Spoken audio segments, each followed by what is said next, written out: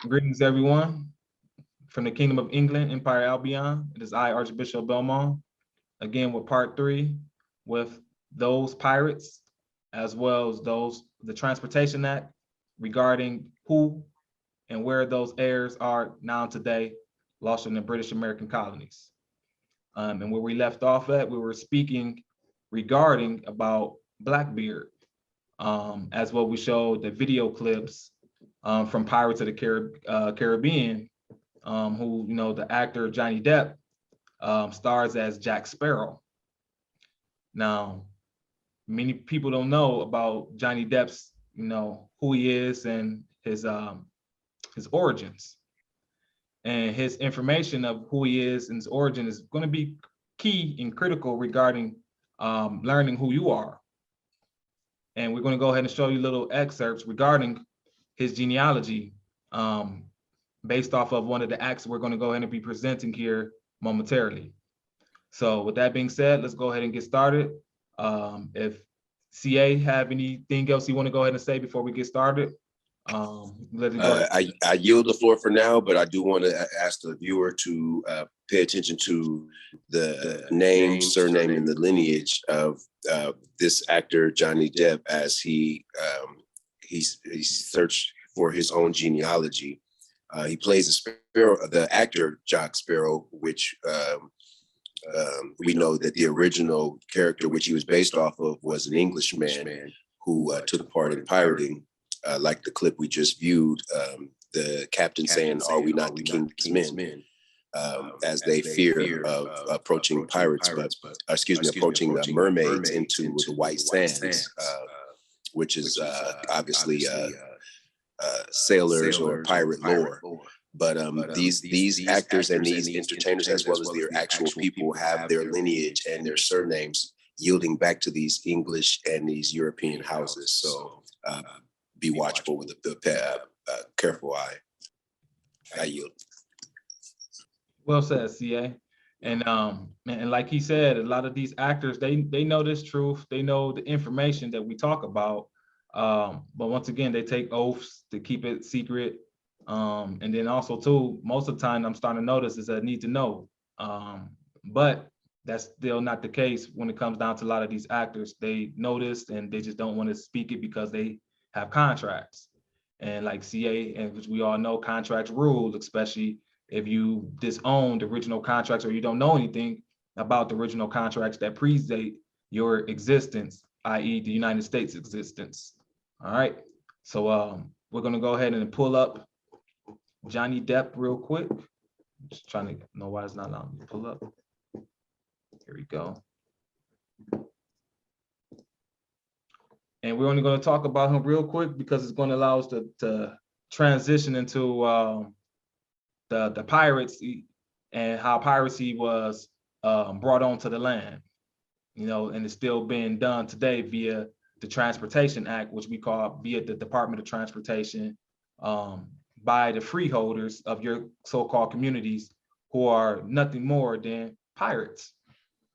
All right, so Johnny Depp. It says Johnny and the Depp. ascendants of them. Go ahead, CA. And the descendants of pirates in the form of oligarchy and sovereign states. Absolutely, well said. Okay, so Johnny Depp.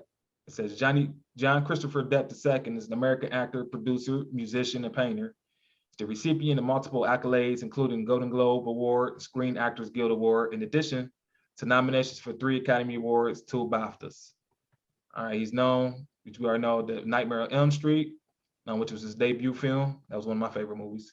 21 Jump Street, What's Eating Gilbert Grape, that was a good movie. Benny and June, Dead Man, Donnie Brasco, Fear and Loathing in Las Vegas, Tim Burton, Edward Scissorhands, Ed Wood, Sleepy Hollow, and then the movie we're speaking about right now, Captain Jack Sparrow, for the Pirates of the Caribbean, and blah, blah, blah, and the rest of this you can look at your own. The point we want to get to is his heritage or who he comes from. Now, the movie he was just speaking about, like we were talking about Pirates of the Caribbean, he was playing as an Englishman. Okay, this is crazy because we're talking about an Englishman. I didn't even see this, but It's talking about his case today, 2015, 2017. He was, like I said, married Amber Heard, and in 2018 he tried to get a divorce, or he claimed that Heard abused him in which an unsuccessful lawsuit in 2018, and it said underneath that British tabloid The Sun for defamation under English law. So that's not a coincidence that what we're talking about and what I'm about to get ready to show. All right. And he's dealing with this court case with Amber Heard today, as you can see currently in 2022. Now let's get to his history, early life.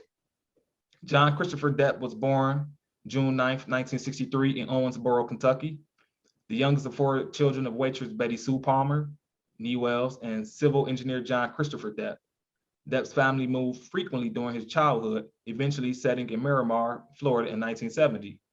His parents divorced in 1978 when he was 15, and his mother later married Robert Palmer, whom Depp has called an inspiration. Depp's mother gave him a guitar when he was 12, and he began playing in various bands. He dropped out of Miramar High School at 16 in 1979 to become a rock musician. Blah, blah, blah. You can read the rest of that part. The point we want to get to is here. Depp is primarily English descent with some French, German, Irish, and West African ancestry. His surname comes from French Huguenot immigrant Pierre Depp, who settled in Virginia around 1700. He is also descended from colonial freedom fighter Elizabeth Key Greenstead, daughter of English planter and member of Virginia House of Burgesses, Thomas Key, and a slave woman. In interviews in 2002 and 2001, Depp claimed to have Native American ancestry, saying, "I guess I have some Native American somewhere down the line. My great-grandmother was quite a bit of Native American. She grew up Cherokee or maybe Creek Indian." All right, now pause. He said, or what they're saying, that he a descendant of Elizabeth Key Greenstead. And we all have heard, or which many people who have been paying attention to our channel know that we spoke about, or we talk about Elizabeth Key Greenstead all the time, because she's the so-called first melanated woman in the colonies who sued for her and her son freedom and actually won. And after that case, that's when they went ahead and changed or instituted Partout Secretor with them and said that no matter what, after the mother's status, even if they were English by descent, that if they were slave, the child still was going to be a slave. And the only way truly for you to be so-called free in colonial America, you either had to be done by 2 ways, or either 2 ways. Either one through the court, which becoming a member of their, their syndicate organization, their syndicate organization, or 2, coming into the church to become a true free man. Those are the only 2 ways, and we know the other one, pretty much you're a traitor if you choose to do so. Okay, so, and then what we were saying about Johnny Depp is this case regarding Elizabeth Key Greenstead and him actually being a descendant of hers, which is him claiming his English heritage based off of that info. Now, the Creek Indian information is actually going to be good too, because it's going to quantify, or it's going to speak a little bit about what we're going to be saying about what happened with those pirates when they came inland. Now, we know inland, these so-called natives were actually Berbers. They were also mixed up other people out here too, but during this time frame in the 1700s, native was also a synonymous term for so-called Negroes. And we know, according to the 1740 South Carolina Negro Act, which I'm going to pull up right now,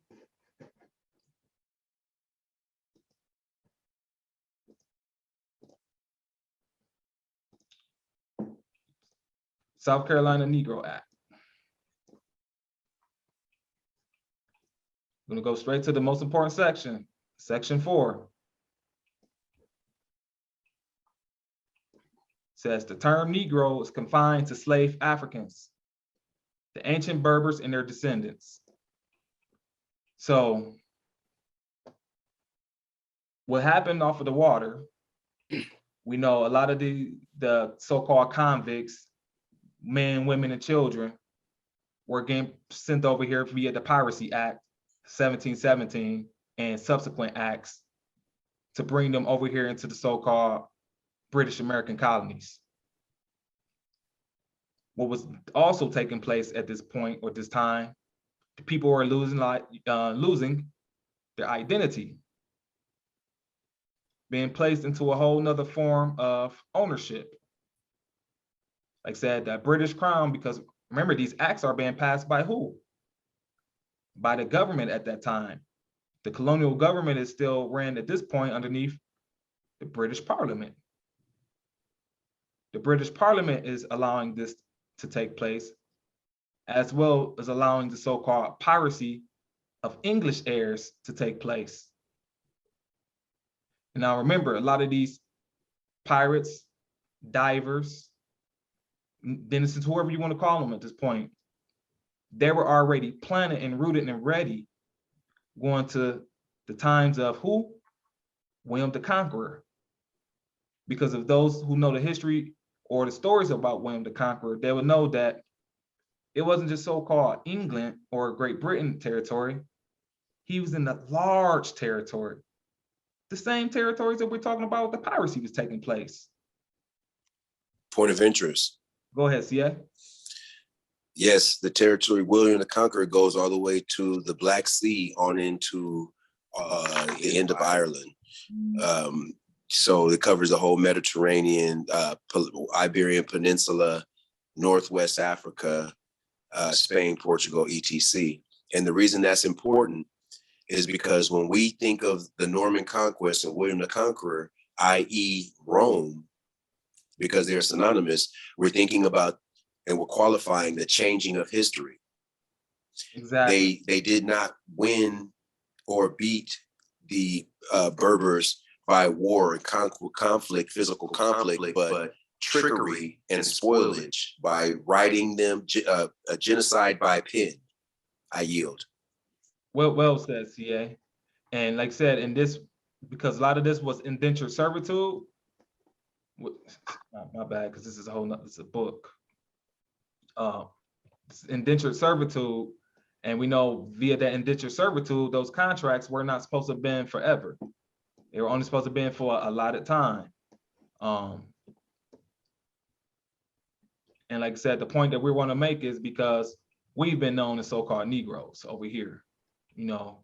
So if that's the case, and you got to trace it back to who they saying, which we're saying the ancient Berbers. So if that's the case, then those Negroes who have been also known as Native Americans, i.e. American Indians, are Berbers. That's how you prove it.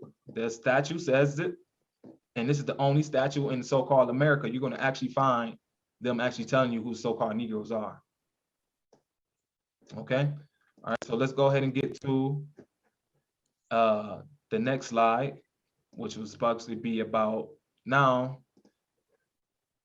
for those of you who are claiming to be Aboriginal, you know, especially underneath the so-called Iroquois Confederation, it's important that you see this next slide.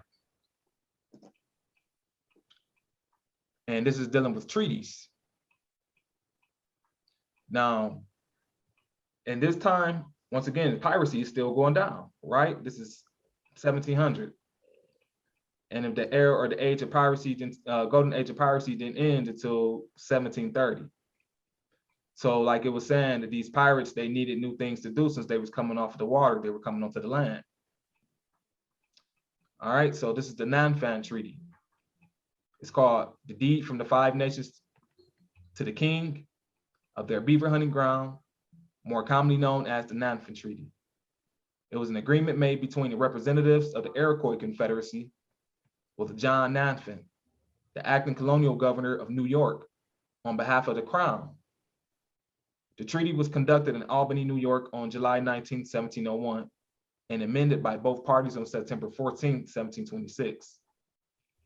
The Five Nations, which became the Six Nations after 1720, granted after mature deliberation out of a deep sense of the many royal favors extended to us by the present great monarch of England, King William III, the title to a vast area of land covering significant portions of the present-day Midwestern United States and Southern Ontario that they had claimed as a hunting ground as far west as Kodage, which is now Chicago, by right of conquest during the later Beaver Wars of the 17th century.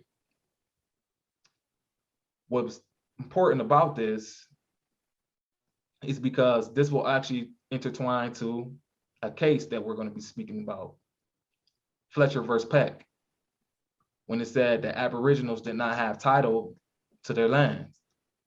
They had an interest in it, a benefit, but you didn't have the title. And the reason is because of this treaty. And as you see, they gave their whatever so-called land rights they had to the King of Great Britain. So when we hear about those indigenous people who had their allegiance to the king, it wasn't just the so-called Eastern colonies. It was also those who were so-called in the mainland, in the territories what we'll call which this would be considered Quebec. Not only was it also considered Quebec, but this is the territory that was ceded to the so-called United States via the Northwest Ordinance of 1787, which was supposed to be in what? A temporary form of government. And that temporary form of government was only created so therefore that the so-called new settlers can go ahead and start creating their own so-called townships. And they were creating their townships by doing what? Incorporating all of the property or spoilage that they had recovered from so-called from the wars of the revolution. So let's go ahead and get to that, which is going to come from the Royal Proclamation of 1763. All right, let me see, who do we have? Brother Burgess, greetings. Greetings, Archbishop. Let me see. Are you available to read? Yes, sir. Okay. Can you go ahead and start right there at the top? Now, point of interest, hold on, before you start. This was referenced or recognized as the so-called Indian Magna Carta, which they still so-called utilize for so-called Aboriginal rights in Canada. Okay. All right, so go ahead and get started. I'm trying to let it focus in. It's a little fuzzy. Can you hear me, Archbishop? Yeah, I can hear you, Noble. The screen is not clear. I can see it. 1 second.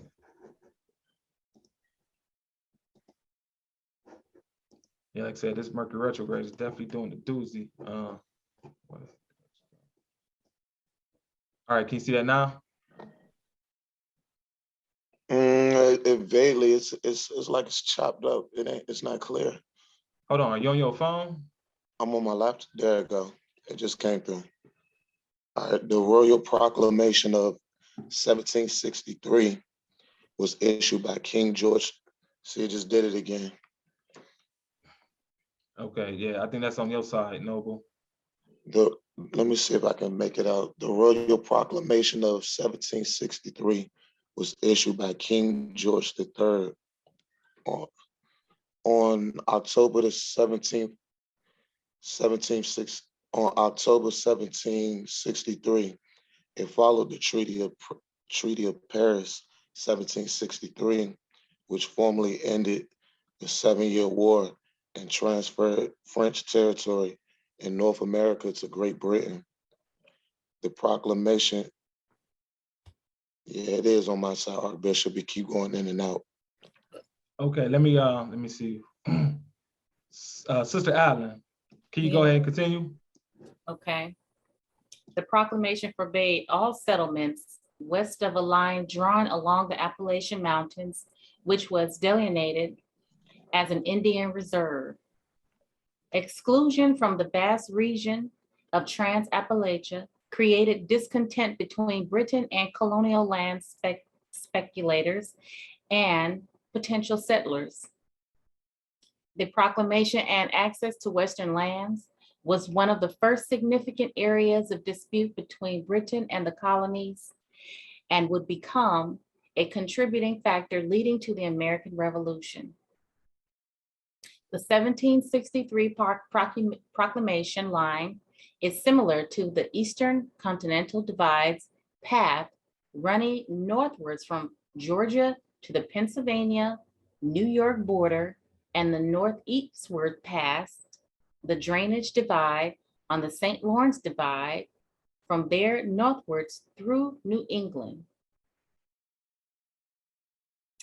The Royal Proclamation continues to be of legal importance to First Nations in Canada, being the first legal recognition of Aboriginal title, rights, and freedoms, and is recognized in the Canadian Constitution of 1982. Okay, pause. Oh, and well said, Red. Hold on one second.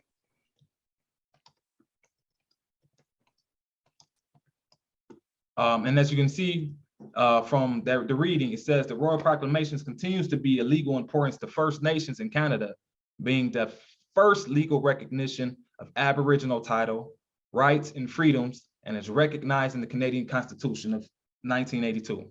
So as this is showing you, once again, that the Aboriginals not only gave their the land that they had from the Nanfan Treaty, but they gave their allegiance.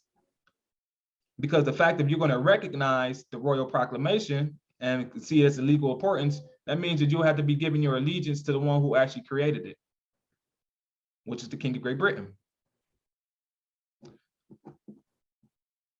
Background of the treaty. It says the 7-year wars in its North American theater, the French and Indian War ended with the 1763 Treaty of Paris. Under the treaty, all French colonial territory west of the Mississippi River was ceded to Spain, while all French colonial territory east of the Mississippi River and south of Rupert's Land was ceded to Great Britain. Both Spain and Britain received some French islands in the Caribbean, while France kept Haiti and Guadeloupe. All right, now, the point of this, once again, is going back to the piracy or the pirates. And how would so-called new colonists know how to get past so-called Appalachian Mountains with all of these Berbers? How did they do that? How did they do it? My only guess would be because you knew the layout. You knew the people. You knew the place, because it was us. No different than when we let cousins from a distant time or whatever come, hey, I ain't seen you cousin in a long time, man, what you been up to? Oh no, man, I've been out here just living stuff. Hey, and bring me and my new homies over. Oh yeah, that's cool, come on through. And then realize he brought a full posse of like, hold on. You say you was bringing some people through, you brought a whole caravan. What y'all about to do?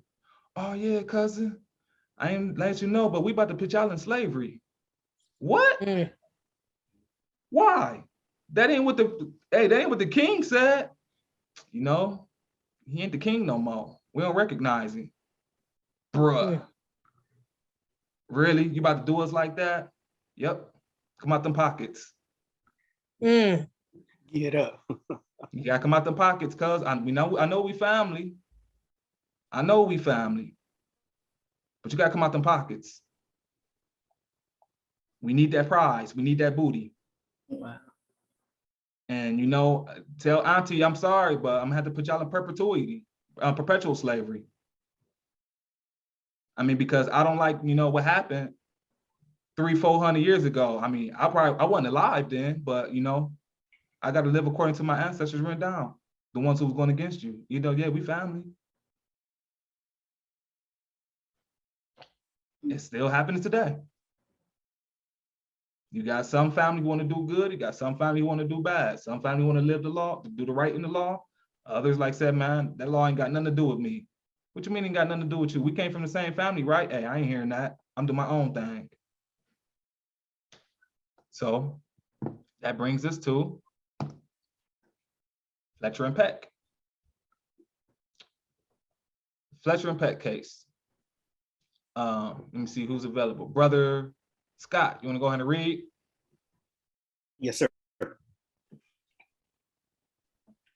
Fletcher versus Peck was a landmark United States Supreme Court decision in which the Supreme Court first ruled a state law unconstitutional.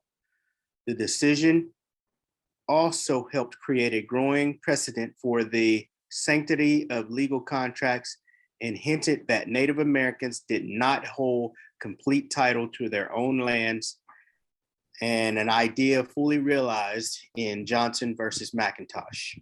Pause. Now, didn't it just say from what we just read that off the NAFN treaty, that they gave that property up, right? Right. Now, if you gave it up, you can't go back and claim it, but you do have an interest in it. You have a right in it, but you don't have to own the title to it because you gave it to the king. This is the case, once again, that, like I said, set the tone for Aboriginal title to let them know that you don't have a title. You just have an interest. No, it's like fee simple. Yeah, you have an interest in it, but you're not the owner anymore.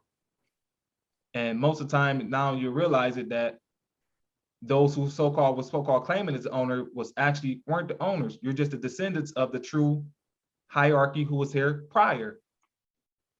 Remember, we've always been here. And remember, we always been going back and forth and leaving, blah, blah, blah, et cetera. And we know at this point in time that the King of Great Britain, they're nothing more than trustees of who? Of the English. He not an English king. He was just moving and doing work for the English because it's going back to those so-called original treaties and charters that said that the kings of, that's the House of Stuart, they were still doing things in the name for who? For the English heirs and successors. So everything that was still being done was still to solidify the English, going all the way back to what?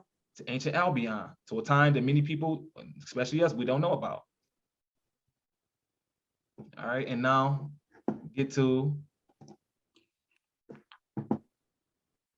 and there's a reason why we're showing United States cases, because the United States is the one who has what? The treaty.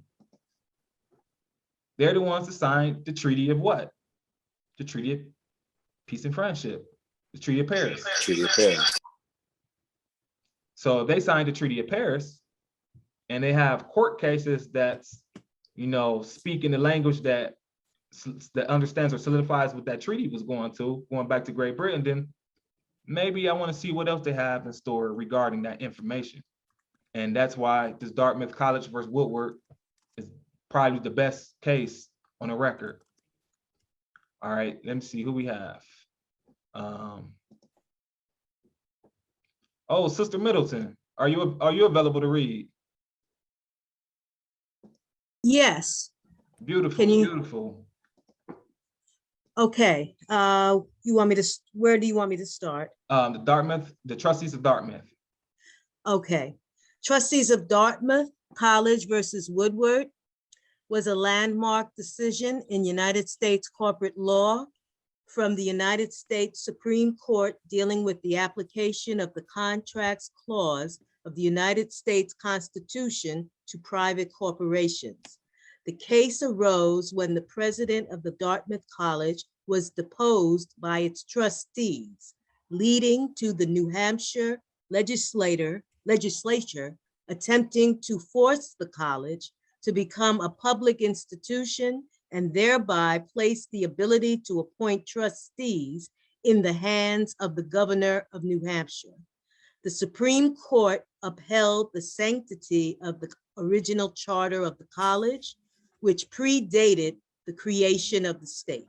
The decision settled the nature of public versus private charters and resulted in the rise of the American Business Corporation and the American free enterprise system. Pause. So as we just read from, once again, go to those who know law, ask them in an intelligent tone and get a favorable reply. This is Supreme Court case, those who know law. And now as we read from off the right side from the holding, it says the charter granted by the British Crown, it didn't say the English, it said British. Charters granted by the British Crown to the trustees of Dartmouth College in New Hampshire in the year 1769. It says this predated the states. Is a contract, keyword contract, within the meaning of that clause of the Constitution of the United States, Article 1, Section 10, which declares that no state shall make any law impairing the obligation of contracts. The charter was not dissolved by the Revolution. So as you see, you just learned, a contract is a charter. A charter is a contract. Those contracts that predated the creation of the United States are still the law, which means that those treaties or whatever contract that was created via the monarch of the British monarchs, like the Nanfan Treaty, which brought into the Proclamation of 1763, are still in effect. Because these are contracts that have people here who are still what? Alive. If the folks wasn't here, none of these contracts would be applicable. They'll be null and void. But they're not. So there has to be British subjects still here. And in this case, only way for you to be able to prove that you're a British subject, you have to know the history. You don't know the history, you can't stand on it. You can't stand on it, you deprive it of who? Those pirates. Remember, the pirates not only took your property, but part of that property was what? Your name and likeness. Your intellectual property, everything about you. They took all of that. And it's still being what? It's still being trafficked today. Why? Because they have a contract. Point of interest. Go ahead, CA. And keep in mind, when we think about our ancestors, foremothers, and forefathers, and contracts, that when you're dealing with an estate is the real and personal property, basically from then until now. It doesn't go away just because the physical body may transition or leave form. The estate and the work of that individual are still exist. For instance, for example, when Picasso painted the painting and the painting was worth 30,000 when he painted it, that painting still exists today. Today, that painting is worth probably 3 million. Exactly. And the equity and the value of that painting may go up with the time and the currency, but that equity and the value, if it is traded, bartered, or sold, goes back to the Intel estate of Picasso. His work that he created years ago, if the estate is still reaping the benefits of that work, then that goes to his heirs and successors. The same goes for you, my brethren. Peace and love. I yield. Well said, CA. Well said. And like you said, those contracts, no matter what time in history, even because you don't remember it, don't mean that it's null and void. Like, oh shoot, they forgot. Cool, but they're not held about it. You gotta give them a whole new clean slate. Nah, that's when folks create new things to put you in a whole nother yoke. And the best yoke you better be in is something that your ancestors created for you. Like they told you, don't forget, remember me. All of these things are the law, and ignorance of the law is no excuse. All of our ancestors made sure some type of way, fashion, or form that the truth will be able to be instilled, or we'll find our ways back to the truth. And only way for you to understand the truth is you got to go ahead and take a look and with different eyes of those contracts and see where the origin of these contracts coming from. And knowing that these contracts you were placed in was from pirates who actually had a contract from who? From a monarch who didn't like you. So at that time, you know, when you're can I say, when you're a renegade, when you don't owe your fealty to nobody, like I said, you're willing to do anything for whatever it is for your gain. Even if it is, like you say, getting over in your own mother, brother, sister, aunt, uncle, cousin, etc. And that's what as we shown based off of the Piracy Act, or the golden age or golden era of pirates, what was going down. And the extent of the vast territory that this was taking place. And now many brothers and sisters ask, like, where are the descendants? To find out. Why? Because there always have to be some type of proof, receipt of goods. All right, so let's see. And this brings us to the final close, is the cestui que. All right, or cesta que, which however you want to call it. The cesta que is a shorthand version of cesta que use la friomet fui fight. Literally, the person for whose use benefit the fulfillment was made. In modern terms, a beneficiary. It is a law French phrase, a medieval English invention, which appears in the legal phrase cestui que trust, or cestui que or cestui que we. In contemporary English, the phrase is also commonly pronounced sedeke, blah, blah, blah. Sedeke use and sedeke use trust are often interchangeable in some medieval documents. It is seen as the cestui que. In formal legal discourse, it is often used to refer to the relative novelty of a trust before that English term became acceptable. Now remember, a contract is what? It's a charter. A charter is what? A trust. These contracts were trust, or coming from a trust. To do business with anyone requires what? I gotta trust you. I have to trust you. Now, a lot of these trusts were first was set up for the heirs for a benefit. But then remember, someone took over that trust, took over our contracts, our charters. So therefore they can take what? The prize and what comes from those contracts, which is some form of compensation. And in this case, it was our estate. You, your body is still part of the estate. You are real estate. I can see you, I can touch you, I can smell you, all of those. It makes you real. The estate is physical. The estate goes, or the certificate goes, or the contract goes, wherever the estate goes. All right, so let's go ahead and. Point of interest, Go ahead, CA. qualifying statement.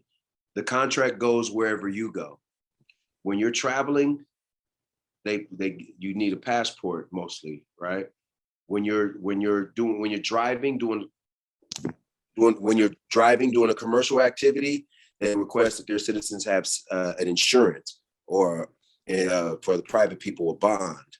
But bonds and insurance act as the contract to protect you in case of infringement, encumbrance, or accidents. I yield. Well said, CA.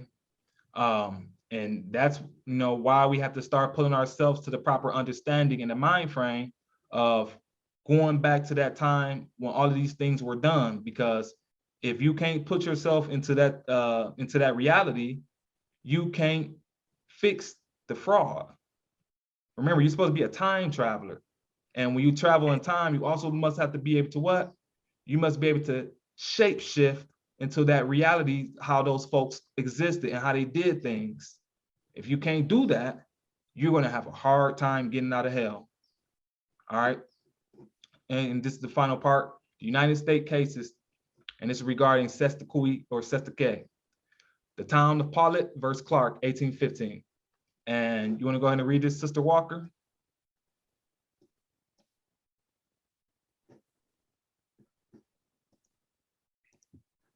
Town of Paulette versus Clark, 1815.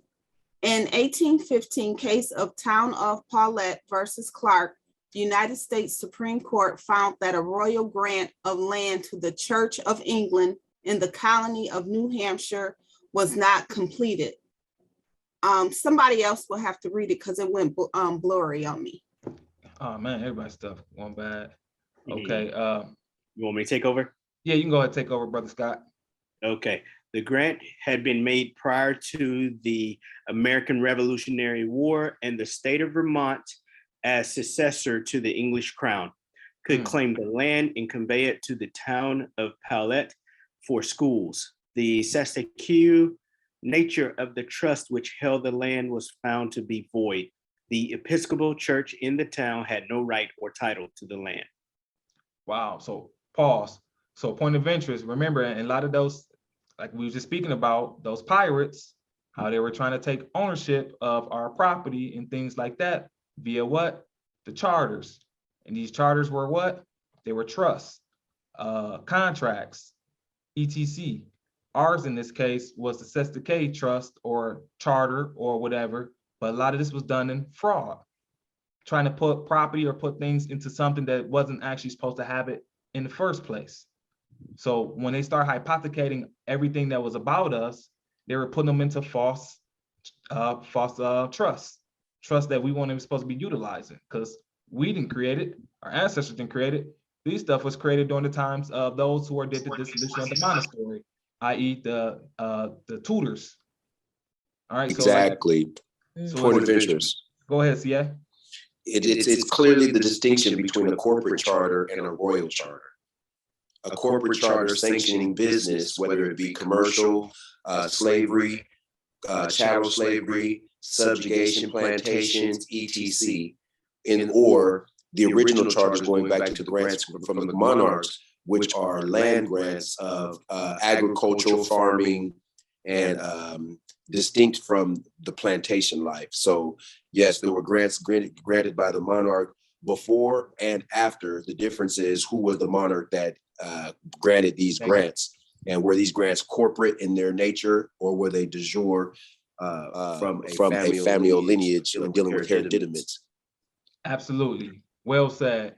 And point of interest, and like you said, it depends on who gave these charters and were they valid, because a lot of stuff weren't valid that we can use, and a lot of stuff that is a lot of stuff that wasn't valid we can use that they did, but a lot of stuff that they did we're not going to use because it wasn't valid. It shouldn't have been done. And in this case, which we're going to read, the Society for Propagation of the Gospel versus the town of New Haven, you're going to see what it said regarding those charters. All right, and it says, the 1823 case of Society for the Propagation of the Gospel versus town of New Haven looked at the issue of lands granted to an English corporate body, the Society, which had a religious purpose. The land had been granted by King George III of Great Britain in New Hampshire in 1761. It was held in corporation by a form of Sestakay.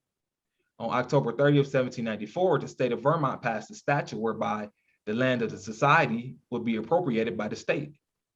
The Supreme Court was divided in its opinion. It ruled that the property of English corporations at the time of the Revolution were protected by the Treaty of Peace, 1783. There could be no confiscations of such corporate holdings or lands because of the treaty. Pause. So as you can see, just because some stuff that were done, like I said, out of these de facto monarchs may not apply, but in this case, it will work for us. Why? Because it's dealing with the treaties. The treaties are still dealing with the land, which still be spoke for those heirs that are going all the way back to the time before what? Before the de facto monarchs got into their position to start doing these de facto Sestakay contracts, which was trying to hypothecate and put all of the heirs' property into these fictitious trusts, so that way that these pirates could continue to keep pulling out of it, as well as they wanted to, and having us as heirs not having no know-how how to actually properly use it. Why? Because it wasn't created for your use. It was only created for a benefit for those who actually were so-called utilizing your property, i.e. the pirates. And that, brothers and sisters, is the close of this lesson. Any questions, comments, concerns?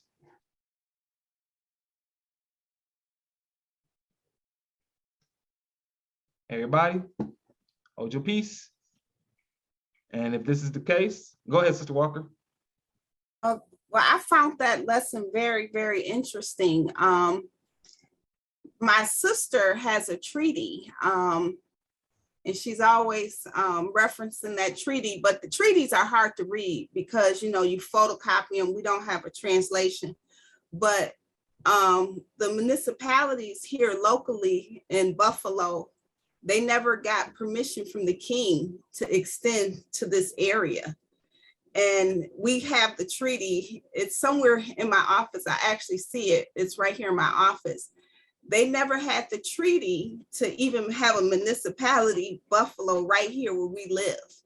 And we have a treaty that says that. So I'm actually going to revisit that treaty because I'm sure, there could be an issue brought into court about that, the land that the city has claimed. When the King of England never gave them permission to even come into this area. So I actually have known that because we've had the treaty for a couple years now for this area. Okay, well said. And point of interest, as we noticed, a lot of those so-called fake charters were created by pirates, and they were created outside the permission or the authority who was operating at that time. And the fact that they still here and no one actually made an argument we could make an argument. We was in bondage. You lost your memory. Who are you going to go to court to regarding this? Especially when the Admiral Vice Maritime Courts are all ran by who? Pirates. You go and ask pirates for permission. And only way for a pirate is going to listen to you is you have to actually have power that extend via the power that the pirates that created them. They only can operate based off of the power that put them there. We know our power supersedes theirs if you have the consciousness to be able to argue and to be able to bring these facts to the court so they can actually entertain it in the proper venue. And we know the state's not going to do that. Why? Because they're pirates. They're the freeholders. They holding the property. They holding the prize. Who's the prize? The body. We have always been the prize. And the only way for us to be able to recover that prize, you got to go back to those folks who they stole it from and let them know, like, hey, they stole my stuff. Who was that? The church. Point of interest.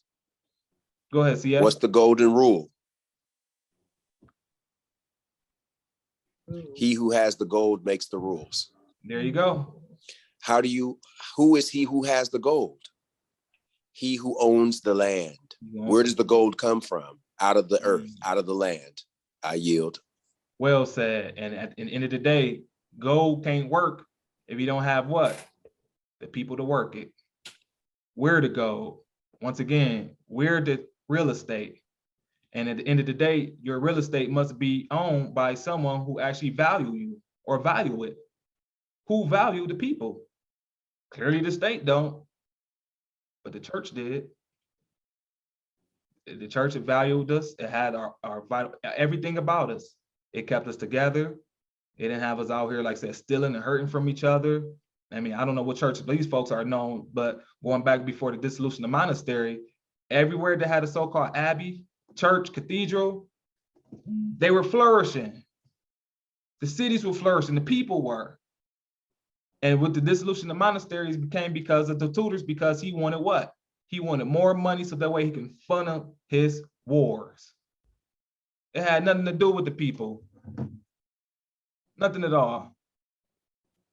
And only way that we can fix this issue, we got to realize that it's us that we need. The gold, the diamonds, the silver, none of that whole value if it wasn't for us.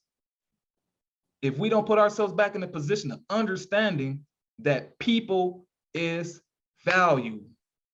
I'm not saying they value because of you want them to do something for you. I want their value because of what they're composed of and who they are and what they're capable of doing on a higher scale when you give them what? You give them the environment for them to be able to succeed. The empire was thriving. This world was thriving at a time. The whole world was eating good. And then something came and broke that. And it happened in the family. Why? And we can't answer the why no more. Now we must be the answer. We must be the ones who are going to fix that by utilizing intelligence. Emotions can only get us so far. Emotions can move the body, but the intelligence is going to help the body move in the right direction. We have been disconnected from the intelligence, i.e. the head, for far too long and been operating for what? Down. Now the head is back. The king is back. And this has been the body. We must help the head, because the head is only there with the body. What heads do you see floating around here? You don't. And like I said, we're only as good as the direction or the guide who's guiding us. And like I said, without our king, our queen, there couldn't be us, the people. And without the people, there couldn't be a king and queen. So we work in tandem with each other, like history and law. And now we just need the love, the understanding, and the support from the people to combine it like glue to keep us together. So therefore, that our heirs, our posterity today, who's trying to learn or try to find some type of direction, some type of guidance, they know where the lighthouse is. They know where the love is. They know where the support is. They know what the understanding is. Why? Because we walked the same footsteps that they did. And now we climbed ourselves out of the dirt that we was actually dwelling in for far too long. And now we see the light of day. And now we can give them that gold. Now we can give them the diamonds. Now we can give them the food. Now we can teach them the stuff that they actually want to learn. Where? In peace. Why? Because we're dwelling in the location or the soil that's best suitable for our growth. Now, with that being said, I leave the rest of the closing for Brother C.A. Murphy from the illustrious house of Murphy, as well as their brothers and sisters from their illustrious respective houses. And once again, I'm happy to have you guys up here. You know, I have been doing this work, just trying to find minds who can see what I see, feel what I feel, and become what we know we're supposed to become. Our hearts should not be heavy. And if you have any desire, the only desire you should want is peace. Peace will only come with truth. And with that being said, I digress. A round of applause. Thank you, Archbishop. Thank you, King's Bench. Welcome, everyone. I mean, there you have it. Another marvelous lessons from the King's Bench, courtesy of our Archbishop Belmont from the Noble House of Belmont. Brothers and sisters, there you have it. It is the history, the applicable truth, the people and the persons trafficking our brethren and sisterin, known as pirates, unsanctioned, sanctioned privateers, but yet our lost estate and our vast estate being held in a perpetual fiefdom or feudaldom under these pirates. So remember, they have no equity in the trust. They are just trustees or administrators handed down a trust that they are to administer on behalf of the English heirs. So the English heirs are distinct from the successor who runs the corporation. The successors may run the corporation granted by corporate charters, but we are the heirs of the royal charter that supersedes their corporates. So be ye happy and of good joy in the renewing of your hearts and minds, because the salvation is in this truth that you can applicably apply. So it is a wonderful day. So, you know, I'm going to go back and review this lesson and study to show myself approved. And I ask that you all at the sound of my voice do the same for you and your posterity. We invite you to come into the church and do your portion, that you may be honored and honoring your foremothers and forefathers, that your days may be long on this earth plane. Because I can assure you, under the pirate state, your lands aggregated and your bodies being encumbered, it will be a short stead if your first thought or sought is not the kingdom of heaven and its righteousness. So with that being said, we just compel you to research your heart. That divine spirit that had guided you here will also sustain you. So with love, truth, and peace, we greet you as we meet you in peace and love. I'll yield the floor. This is Brother Murphy, Brother Archbishop Murphy from the Noble House of Murphy, and leaving you with love, truth, peace, freedom, and justice, and all you're getting, get overstanding. I'll leave the rest of the comments and commentary and the closing to the panel and our next speaker, Brother Scott, and then Sister Walker's, Sisters Allen, Brother Gray, Brother Milligan, Earl Esquire Burgess. I'll leave the rest of the comment to the Earl Esquire Burgess and the rest of the panel in the prospective houses. Peace and love. Well said, C.A. Murphy. Perfectly said, brother.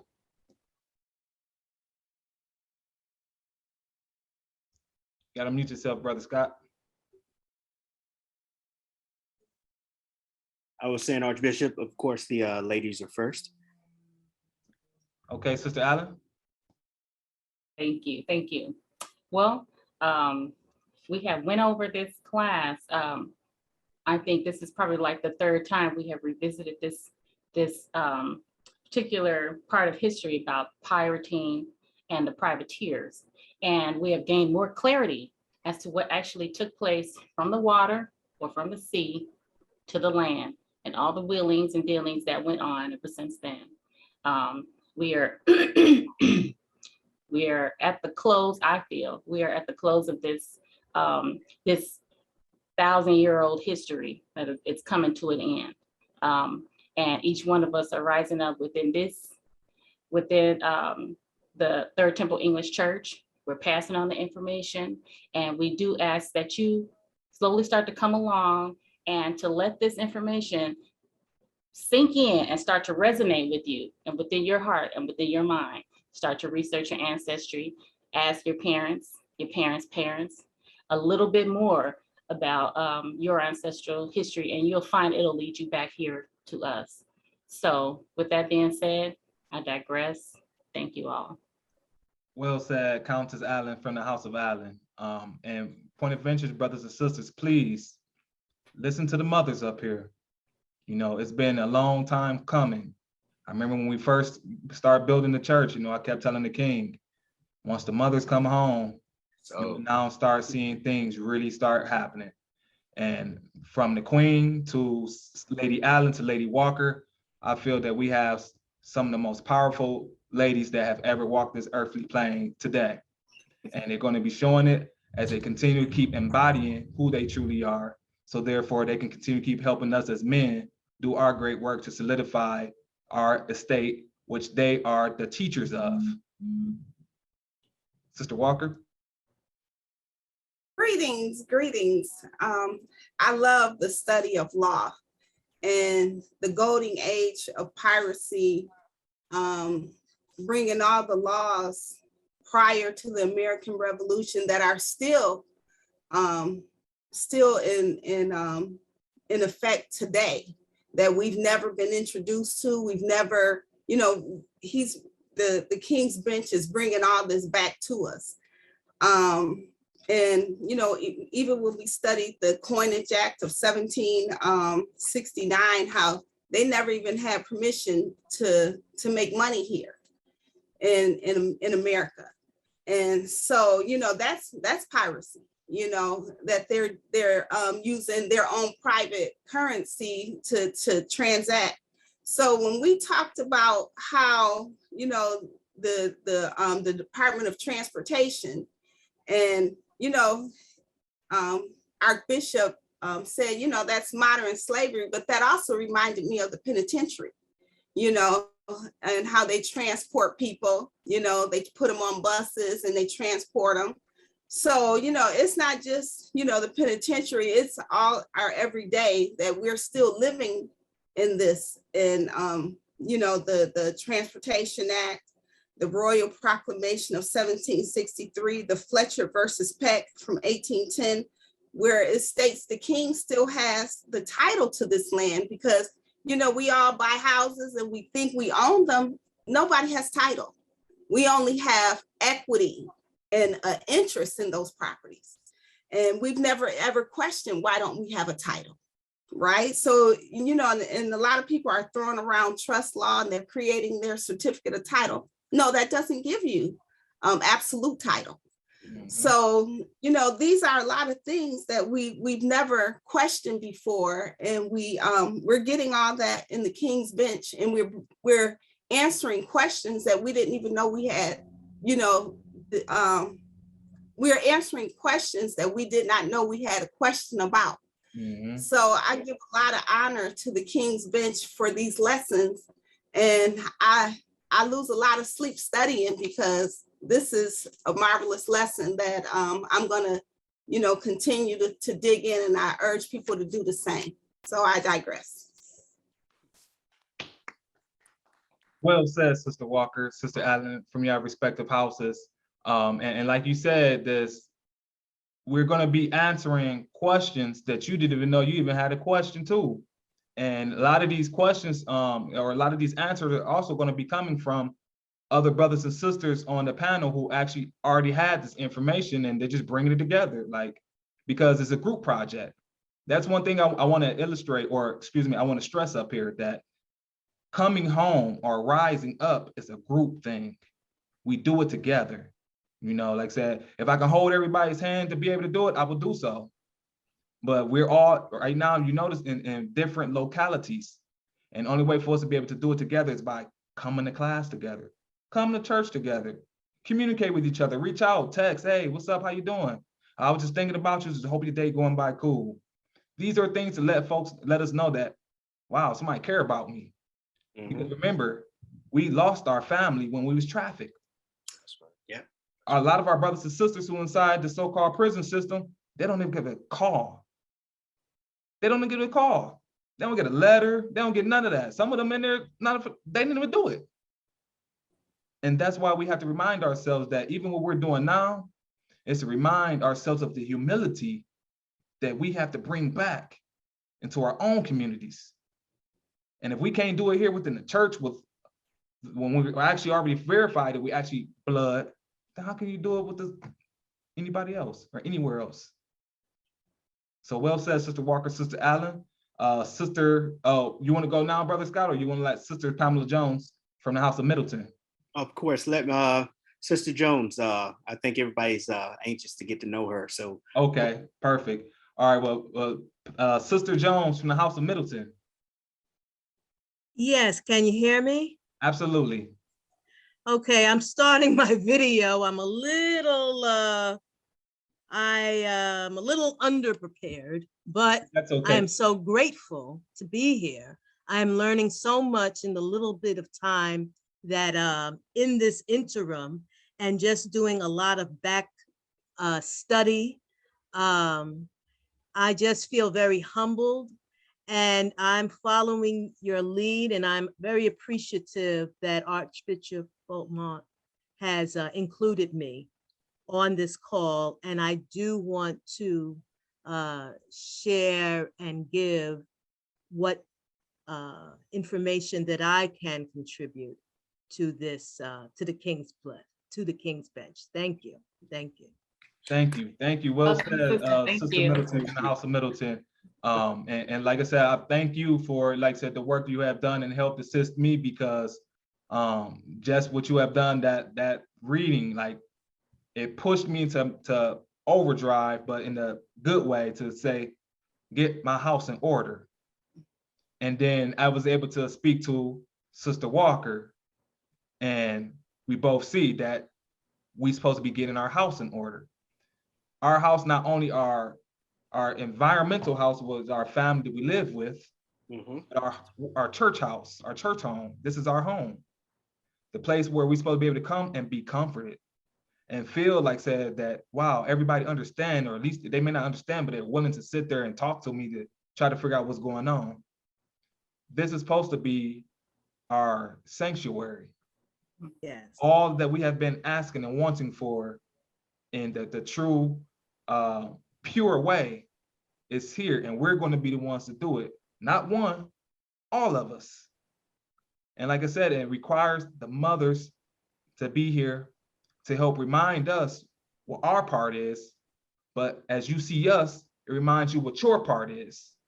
Here, Because here. we need the nurturing. We need that support. That sometimes we need tough love, but other times I can definitely tell you we need that compassion, to understand the feel where we're like, yeah, I know you hurting. I know, this world right now is kicking your ass. Excuse my French, but I got you. Come on into the church, If I'm not there, you got one of your other brothers and sisters. Someone's going to help take care of you, baby. But we always want you to know you're welcome home. And like you said here on the King's Bench, you're always welcome home. As English heirs or subjects of Great Britain, just come home. The door is open. It ain't gonna be open forever because we don't want drafts and mosquitoes and all this other stuff coming in. But it's open right now. So, And like I said, and we won't, like it's called more the merrier. More of our brothers and sisters come home, the happier we are. Doesn't it feel good having a big happy family? Like I said, think about when we've had those holidays that they may not be what we need, but we do need those holidays. yeah. You need to recreate our holidays with the true function, not the commercial aspect, but the bringing ourselves together and wholesomeness. So that way we can remind ourselves that, just that comfort of company is what's more important than, the material world. And that's what I said what the church is for. So well said, Mother or Sister Middleton from the House of Middleton. And I'll leave the rest of the closing to Brother Scott, as well, Brother Gray from the House of Gray, and our Esquire, Brother Earl Burgess from the House of Burgess. And point of interest, Brother Burgess, I hope you got that link yesterday regarding one of your ancestors. Yeah, I received it. It actually connected with my dissertation. Perfect. Well said. All right, go ahead, Brother Scott. Good, that's good. Hey, and another marvelous lesson, of course. Archbishop, when I first started listening to your material, I was confused, of course. But now that I understand that a lot of what we are suffering was our own fault, it took away a lot of that confusion and a lot of the anger, because I thought we had received some wrongs from a certain group of people. So now the church has showed me that accountability and responsibility for our own misdeeds and bad behavior definitely has to be corrected. So, and that's what I got from this lesson, that sometimes we're our own enemy, and the behavior behind some of our ancestors, which is what caused us to suffer. So I really appreciate it, because it opened my eyes, and each time I get more and more humble without the confusion and the anger that I initially had. So I really appreciate it. Well said. Well said. And like that pain is natural. That anger is natural because we have been lied to. Then once you realize that anger and that pain and that lie didn't come from who you think, right? Those who look just like you. And then when we realize, like, hey, guys, why did y'all do this to us? Why? Jealousy, envy, gluttony, these 7 deadly sins. And like, if we don't want history to repeat itself, we got to nip it in the bud, cut it off, cut these branches off, these dead branches that's keeping the tree from growing, remove them. If the tree ain't growing or the plant ain't growing in this soil, uproot it, retransplant it in a whole nother soil, give it the nurturing it needs, the light, the water, and the love, and watch it grow. And that's what we had to do. We had to prune back our tree.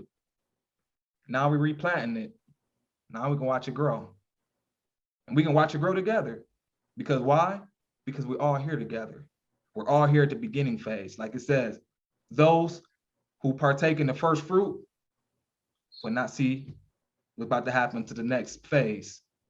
And I want to go ahead and say, after the brothers go ahead and say their closing, I'm going to go ahead and say the final, and then we're going to go and Brother Gray from the House of Gray. Okay. Noted, brother. And Brother Burgess from the House of Burgess.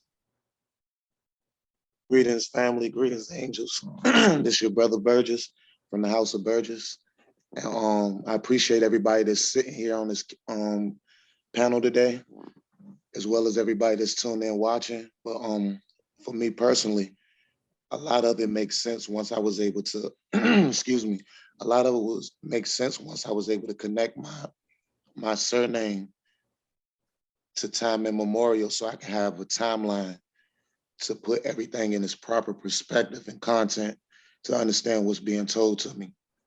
So as long as I've been able to have that, everything that's been coming prior to has been keeping me from being overwhelmed or feeling discouraged. So that's the advice that I have for everybody else who may have that same problem that I had. But come home, family, and I appreciate y'all. I yield the floor. Well said, brother. Well said. And so there you have it, brothers and sisters, from the Kingdom of England, Empire of Albion, or Great Britain. This is the Third Temple English Church of England, a royal peculiar, headed by our King, King Clifford Jefferson, as well as Queen Godwinson from the House of Godwinson. She, like I said, the mother, found the king, like prophecy said, just like has shown those who have so-called found Jesus, it was a woman. So the queen found the king and brought the king back to his consciousness that he needed to save the people. And he have done a great job. And as you can see, the church is building, it's growing. And on June 15, 2022, which is 2972 Gregorian calendar, we will be closing the church doors. So for those who are listening, who are paying attention, now is the time for you to start coming into Sunday services. We will start having a Sunday service more every Sunday from here on out until we close for Clifford 10, which we will be doing more of the internal work and internal building. So that way, when the doors reopen, you will see the growth at a magnanimous level. So once again, brothers and sisters, we love you. We hope this information, like I said, it sits well. We know it's going to be bitter at first, but trust and believe, like once you start paying attention to the nuances in your life to put you in the proper alignment of this, you'll be happy. You're going to be way more happier than the other stuff that you have, anything that glitters and gold. So with that being said, peace. Peace and love. Archbishop. Peace and love. Peace and love.